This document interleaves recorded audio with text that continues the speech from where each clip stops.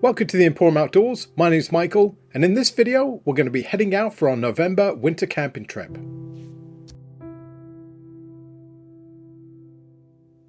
So I've taken this same trip for the last 12 years, and it's normally at the early part of November, and it's obviously the deer harvesting season. But over that time, the trip has changed. It used to be all out for one purpose, but now it's more about camping, enjoying a bit of solitude, and maybe a couple of camp friends coming to visit.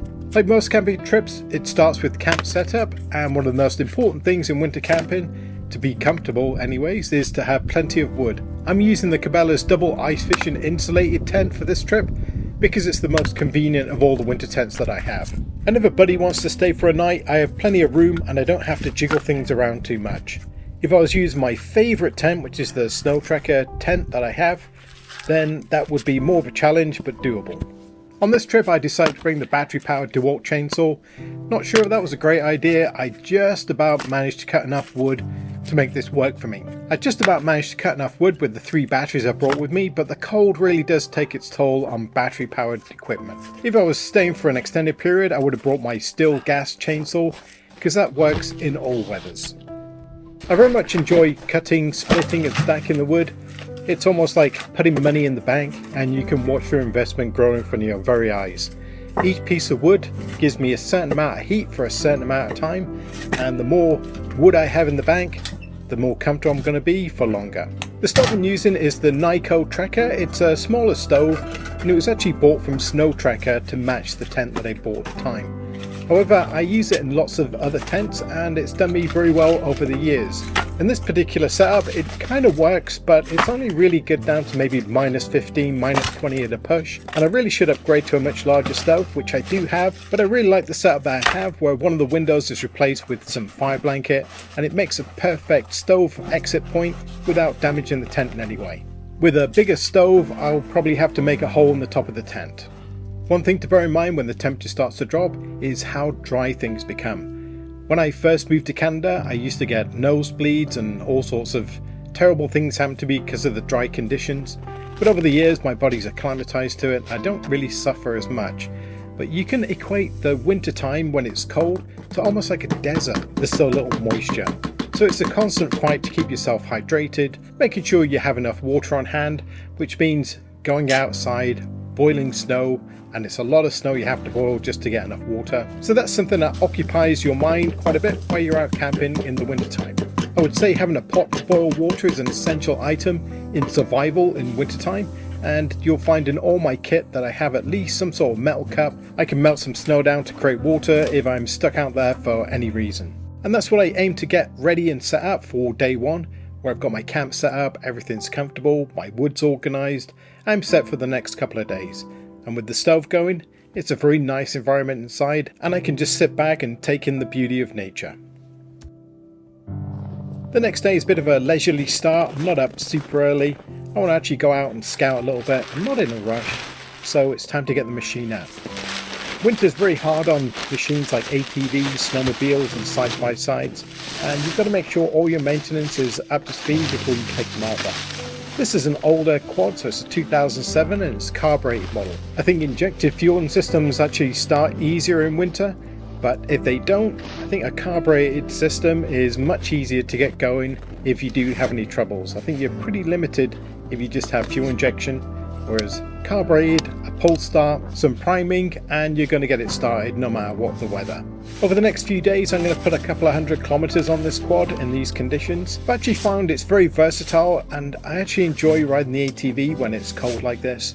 It's not as comfortable as my heated side-by-side I used to have obviously, but I feel so much more connected to nature. As with my heated side-by-side, I kind of felt kept away from the outdoors and very much protected and cocoon-like. But with the ATV, I can hear, I can see so much more, and although it's not as comfortable obviously, but it's a lot more maneuverable in these tighter trails, and it's also a lot of fun to ride. On the back I carry a sled just in case I need to haul some firewood back to camp, or if I actually get a deer. One of the things I don't like about this quad, or combination of this quad and my rifles, is they're a little bit long. The think I'm going to be looking at maybe a more compact rifle for next year. But I do love my Seiko A7 in 7mm08, and it's done me very well for the last 10-11 years. I also carry my Savage Model 42, which is a 410 with a 22 underneath, and I use this for grouse or small game that I come across on the trail. And this is very packable, and I enjoy using that particular rifle very much. One worthwhile upgrade I put on the quad last year was the heated grips, and they've come in very useful. It's awesome to have nice warm hands for when you're riding around in these colder temperatures.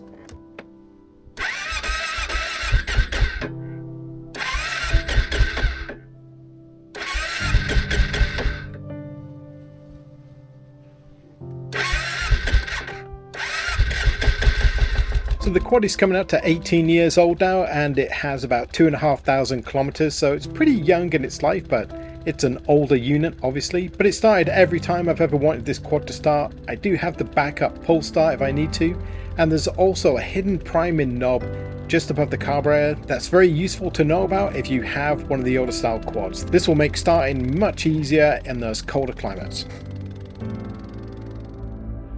This is where a smaller quad actually shines. The snow is pretty light, so it's the first real snowfall of the year, and something like a snow machine would really struggle in these conditions because the snow isn't packed down enough. Lots of hidden logs, etc. that you're going to hit on the snow machine, whereas a quad is just going to roll over them. There's a point where the snow machine is going to take over obviously, but at this time of the year an ATV or a side-by-side actually outperforms quite happily a snow machine.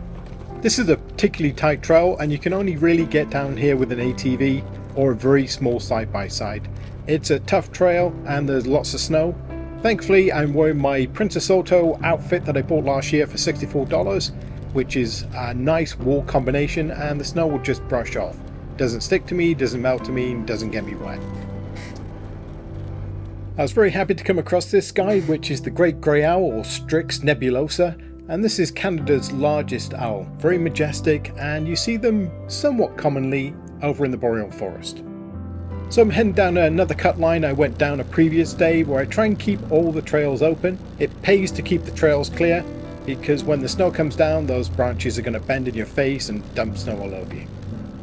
One resource I find hard to pass up is a birch tree. This is an older example, and you can just peel off this light birch bark off the top, and it makes excellent fire starting material. I always stuff as much as I can in the pocket on my quad so I can make us fire anywhere I need to. If there's a down birch tree, I'll actually strip the birch much deeper, but just these loose pieces are fantastic and it doesn't harm the tree in any way, and it's a great resource to always have on hand. I've always got some in my pocket, some on my ATV, some in my camp. It's an amazing gift from nature and very much an essential for survival in the winter forests.